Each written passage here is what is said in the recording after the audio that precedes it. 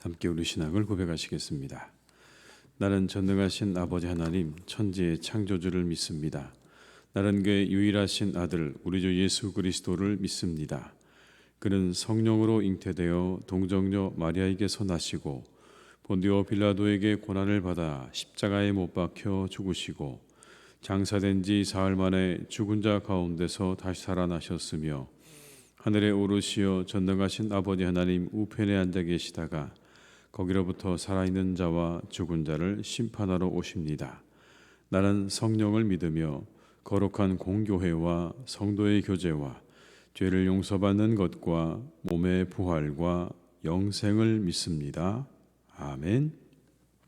찬송가 90장을 함께 찬양하시겠습니다. 찬송 90장입니다.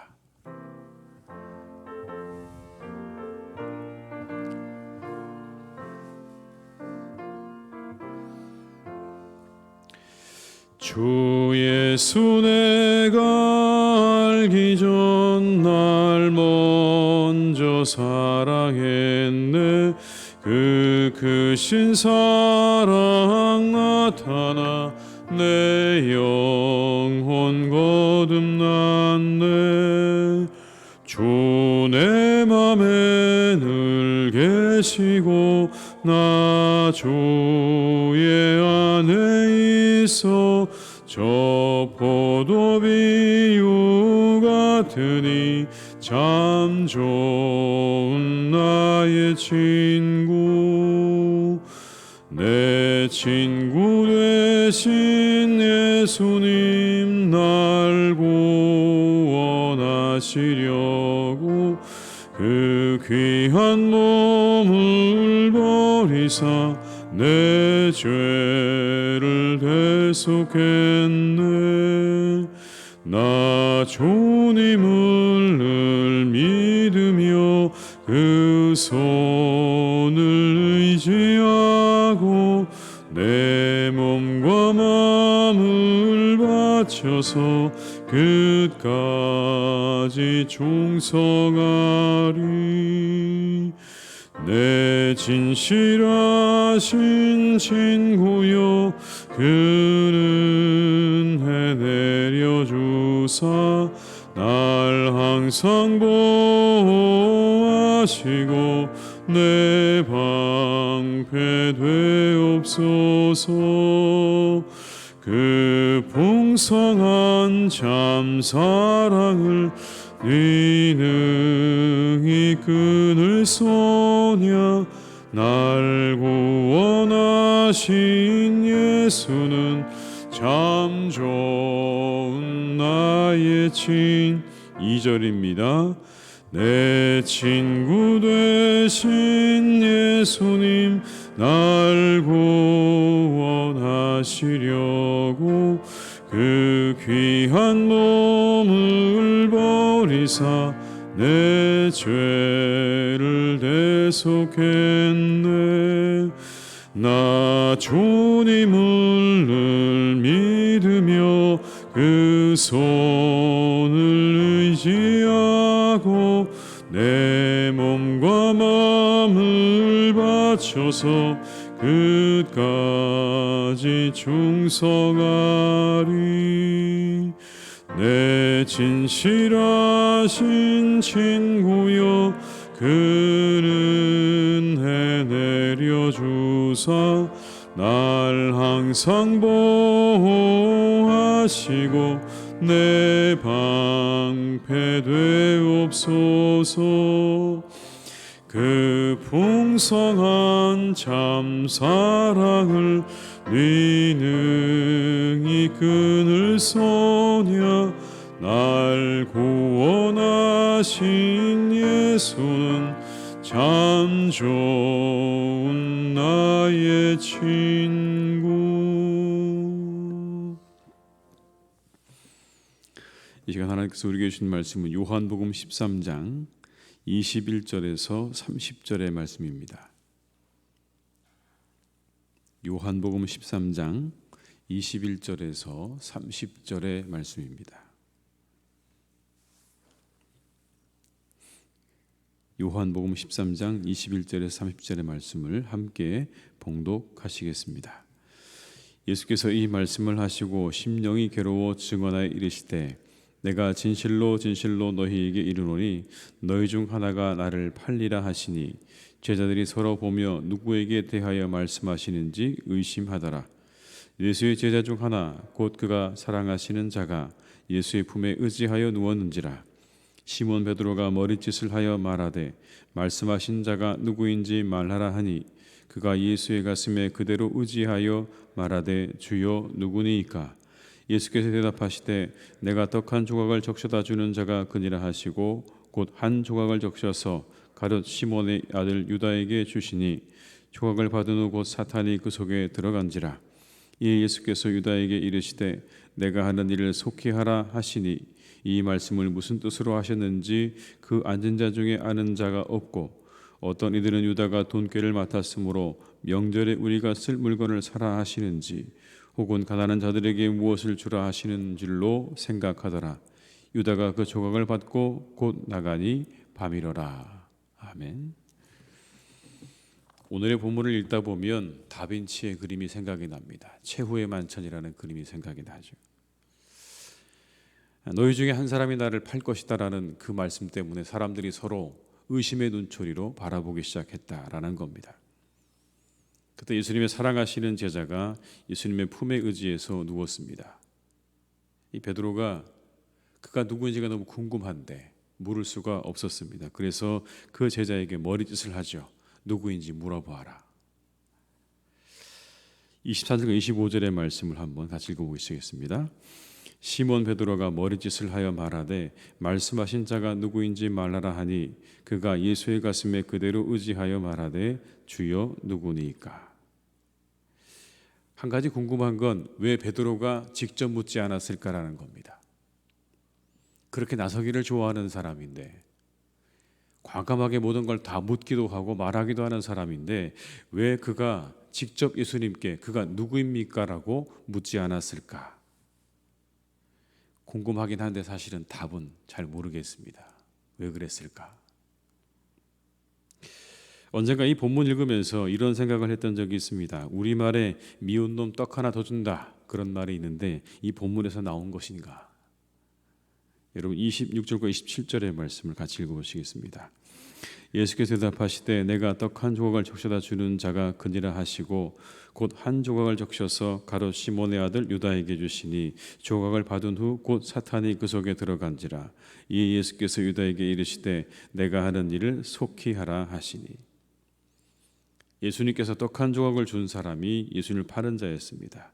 그 떡 한 조각을 받은 후에 사탄이 유다에게 들어갔다 이렇게 말씀하죠. 여기 나오는 여러분 들어갔다라는 말은 이런 겁니다. 귀신이 들린 걸 의미하는 겁니다. 귀신들이 돼지떼에게 들어갔다 했을 때 그때 사용되는 말이 여기에 나오는 들어갔다라는 말입니다. 사탄이 완전히 지배를 해서 도무지 자기 스스로 어떤 것을 행할 수 없는 그런 상태가 되어 있는 것을 말하는 겁니다. 완전히 지배당한 걸 말하는 거죠. 우리가 말씀에서 살펴본 것처럼 군대라 이름하는 귀신이 어떤 사람 속에 들어가고 나니까 그가 귀신에게 몰려서 광야에서 짐승처럼 살게 되었다라고 말씀하지 않습니까? 자신의 의지와 뜻대로 살아가는 게 아니죠. 완전히 그 인격이 지배당해서 귀신에 의해서 조종당하는 상태를 말하는 겁니다. 많은 귀신이 돼지떼에게로 들어가서 2,000마리나 되는 그 돼지떼가 비탈로 내리달아 바다에서 몰사했다라고 했을 때 그때 쓰는 말이 바로 여기 나오는 사탄이 그에게 들어갔다라는 말과 같은 용례인 것입니다. 유다는 군대 귀신 들린 사람처럼 행동하지는 않았지만 철저하게 사단에 의해서 조종받고 움직이고 있었다는 것을 우리에게 보여주는 거죠. 그의 모든 생각이나 감정이나 판단과 결정이 스스로의 건전한 사고에 의해서 움직이는 게 아니라 사탄의 그런 영향 아래 그가 있었다라는 걸 우리에게 보여주고 있는 것입니다. 그런데 오늘 이 모습과 이 예수님이 하신 말씀을 제대로 알아들은 사람은 없었던 것 같습니다. 무슨 말인가? 가서 속히 내가 하고자 하는 일을 행하라는 그 말씀을 사람들은 이렇게 받아들인 거죠. 돈꾀를 맡았기 때문에 이 명절에 쓸 물건을 사라고 하시는 건지 아니면 가난한 사람들에게 나누어 주라고 하시는 건지 그 정도로 알아들었다라는 겁니다. 28절과 29절의 말씀을 함께 읽습니다. 이 말씀을 무슨 뜻으로 하셨는지 그 앉은 자 중에 아는 자가 없고 어떤 이들은 유다가 돈꾀를 맡았으므로 명절에 우리가 쓸 물건을 사라 하시는지 혹은 가난한 자들에게 무엇을 주라 하시는 줄로 생각하더라. 그런데 오늘 본문에 나오는 말씀 가운데 가장 의미심장한 말씀은 여러분 30절의 말씀입니다. 30절의 말씀을 함께 읽습니다. 유다가 그 조각을 받고 곧 나가니 밤이로라. 유다가 받고 나가니 곧 밤이 되었다. 이미 나사로의 부활을 축하하는 자리에서 마리아가 향유를 부어 머리털로 예수님의 발을 닦은 그 사건 통해서 우리가 가룟 유다가 어떤 사람인지를 알 수 있었습니다. 그는 탐욕에 사로잡힌 사람이었죠. 그 탐욕에 사탄이 틈탄 겁니다. 그렇게 사탄에게 사로잡힌 그가 예수님의 떡을 받고 나갔더니 밤이었다는 말씀은요, 그의 영혼이 더욱 깊은 밤으로 나가버렸다라는 뜻입니다. 깊은 밤을 향해 가버렸다. 탐욕에 사로잡혀 사탄의 노예가 된 이들의 영혼은 깊은 밤중입니다. 깜깜한 밤을 향해 가버린 것이죠. 그 길로 간 가룟 유다는 결코 다시 돌아오지 못했다라는 것을 의미하는 겁니다. 여러분, 이것은 우리를 놀라게 하는 일입니다. 왜냐하면 예수님과 동행했던 사람이 예수님을 팔고 영혼의 어두움 속으로 사라져가 버린 것입니다. 적어도 그는 예수님과 함께 있었습니다. 함께 하고 있었죠. 함께 오랜 시간을 곁에서 있었던 그 사람이 오늘 깊은 밤으로 떠나버린 사건입니다. 이것은 우리에게 일어날 수 있는 가능성을 보여주죠. 얼마든지 우리에게도 일어날 수 있다라고 하는 것입니다. 우리가 무조건 교회 공동체 안에 있다고 해서 안전한 것이 아니라는 겁니다. 우리가 무엇에 이끌림을 받고 있는가가 더 중요하다는 것입니다. 이 안에 있는 것이 중요한 것이 아니라 우리가 무엇에 의해서 우리 영혼이 이끌림을 받고 있는가가 훨씬 더 중요하다. 예수님의 제자 공동체 안에 있었지만 가룟 유다는 탐욕의 이끌림을 받았습니다. 사탄은 그 틈을 놓치지 않고 그의 영혼을 이끌어갔죠. 그의 영혼을 어둠으로 이끌어갔습니다. 깨어 있어야 하는 이유가 여기 있습니다. 예수님께서 하셨던 말씀, 시험에 들지 않게 깨어 기도하라는 말씀의 이유가 여기 있는 것입니다. 그 안에 있다고 해서, 너희들 안에 있다고 해서 모든 사람들이 다 빛을 향해 가는 것이 아니라 어떤 사람은 함께 있어도 어둠을 향해 가는 사람이 있다는 걸 말씀하는 거죠. 공동체 안에 있다고 안전한 것이 아니라 언제나 사탄은 우리의 마음에 틈탈 준비가 되어 있는 것입니다. 그것을 알고 깨어서 기도해야 그 모든 유혹과 미혹으로부터 너희가 너희 스스로를 지킬 수 있다는 말씀을 우리에게 주고 계시는 것입니다. 우리는 어두움이 아니라 빛을 향해 가는 사람들이 되어야 할 것입니다. 예수님께서 말씀하셨습니다. 내가 세상의 빛이다. 내가 세상의 빛이다. 주님을 향해 가야 되는 겁니다. 세상의 빛 대신 주님을 따르는 삶이 되어야 되는 것입니다. 그것이 빛을 향해 나아가는 길입니다. 여러분, 요한복음 8장 12절의 말씀을 다시 한번 같이 찾아볼까요? 요한복음 8장 12절의 말씀입니다.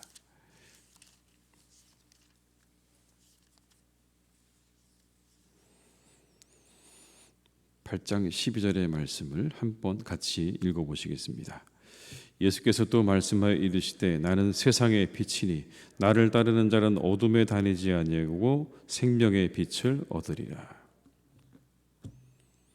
나를 따르는 자는 어둠에 다니지 아니하고 생명의 빛을 얻으리라.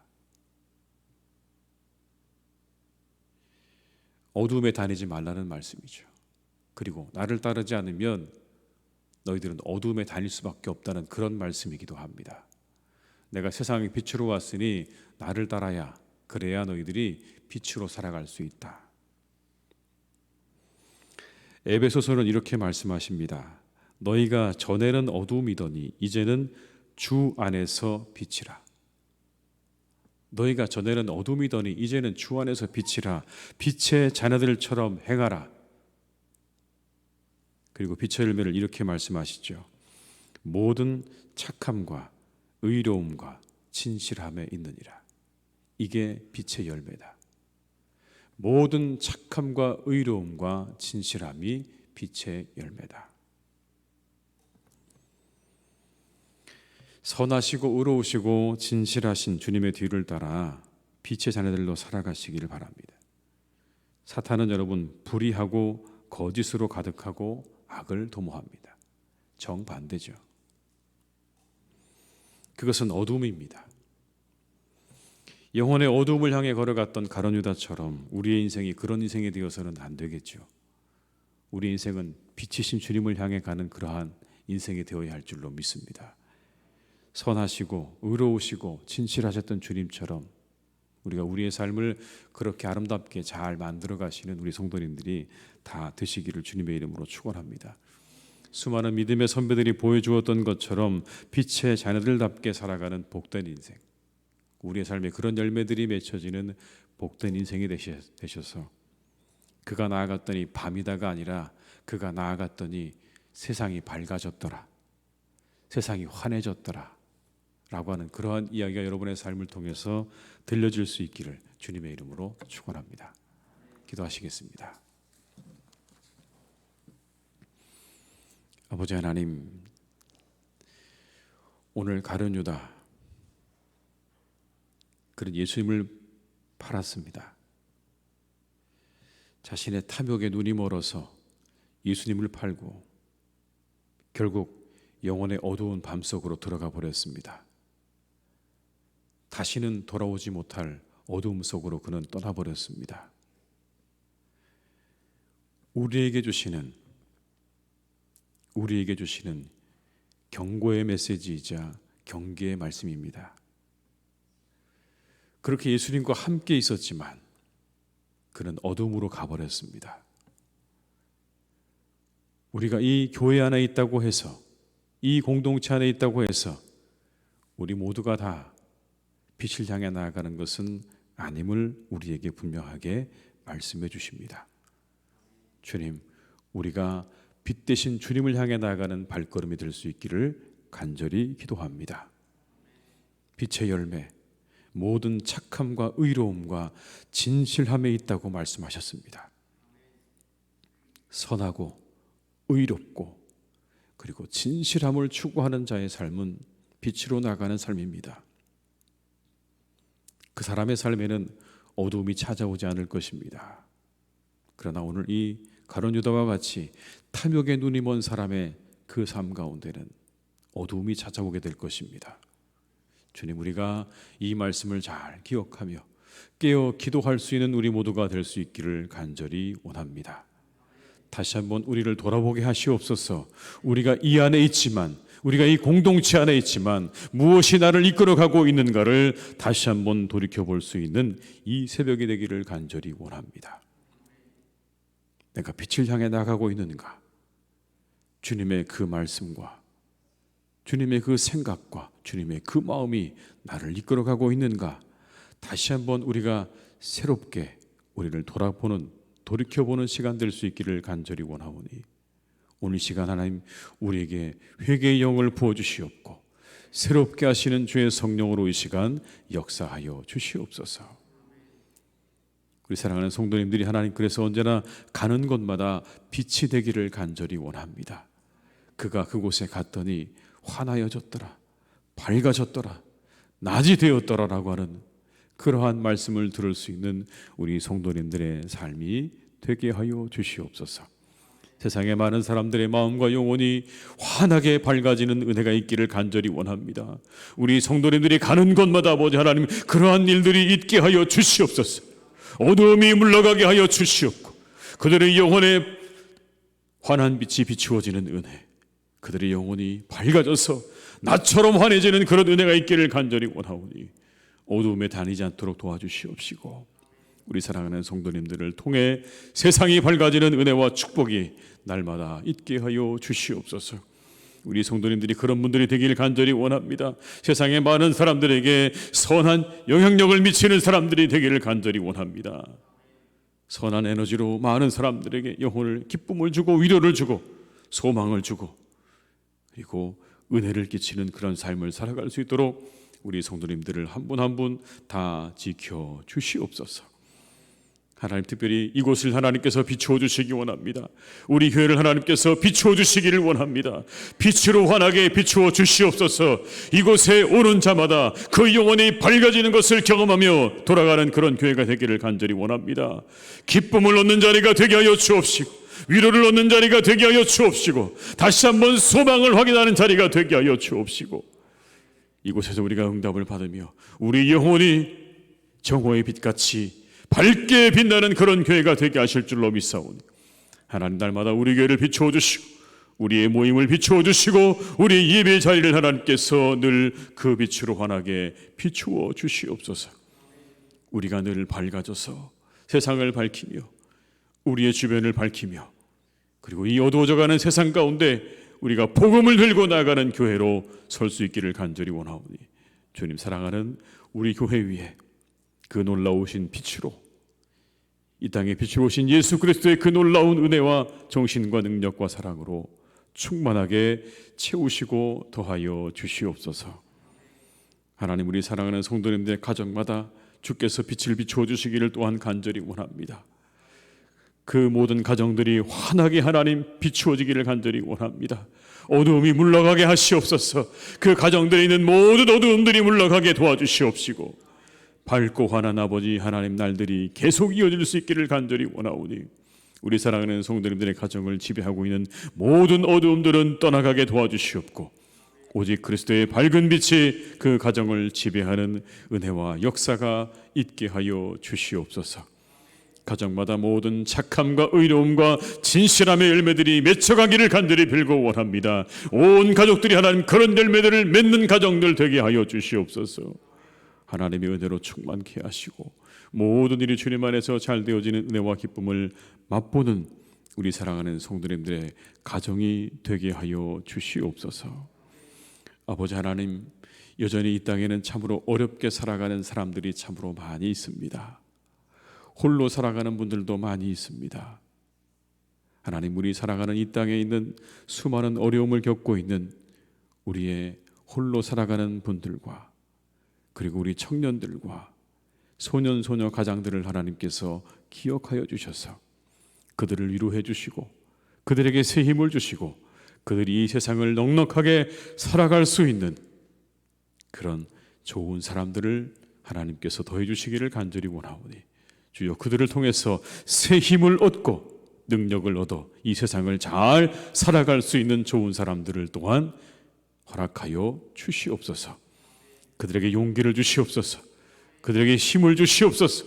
능력을 주시옵소서. 다시 일어나게 도와주시옵소서. 그 자리에 앉아있지 않도록 도와주시옵시고 힘들고 어려워도 아버지 하나님, 미래를 향해서 한 걸음 한 걸음 나아갈 수 있도록 주님 붙잡아 주시옵시며 그들에게 좋은 도움의 손길들을 하나님께서 더욱 허락해 주시옵소서.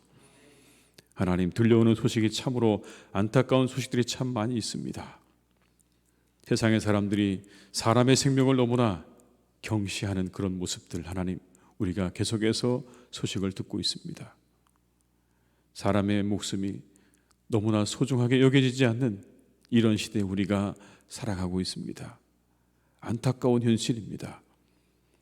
하나님, 우리의 마음 가운데 사람의 생명을 소중하게 여기는 마음이 우리나라의 사람들의 마음 가운데, 이 국민들의 마음 가운데 더욱 함께하기를 간절히 빌고 원합니다. 온 세상의 사람들의 마음 가운데 생명을 소중히 여기는 마음이 더욱 함께하시기를 간절히 원합니다. 서로가 서로를 소중히 여기며 아껴주며 살아가는 그러한 삶이 될 수 있도록 역사해 주시기를 간절히 원하오니 이와 같은 생명경시의 풍조가 떠나가게 하시고 생명을 소중히 여기는 마음이 우리들에게서 떠나가지 않는 그런 나라와 그런 민족, 그런 세상이 되게 하여 주시옵소서. 환우들이 있습니다. 하나님, 환우들을 지켜주시기를 기도합니다. 강건하게 하시옵소서. 오늘 더욱 새롭게 하여 주시옵소서. 더욱 건강하게 하여 주시옵소서. 그 영혼 지켜주셔서 낙심치 않게 붙잡아 주시옵고 담대하게 붙잡아 주시며 용기를 더해 주시고 하나님 앞에 더욱더 믿음으로 간구하는 이 하루가 되기를 간절히 원하오니 주님, 그들을 치유해 주시고 그들의 마음을 새롭게 하여 주시옵소서. 이 하루도 우리 사랑하는 교우들의 발걸음을 주님께서 지켜주셔서 항상 안전하게 하시고 모든 질병으로부터 하나님께서 지켜주시고 어디에 가든지 무엇을 하든지 항상 동행하셔서 아름다운 열매가 맺히는 복된 날이 되기를 간절히 기도하오니 주여, 이 하루도 우리와 함께하여 주시옵소서. 모든 것 감사드리오며 예수님의 이름으로 기도드립니다. 아멘. 각자의 자리에서 계속 기도하시겠습니다.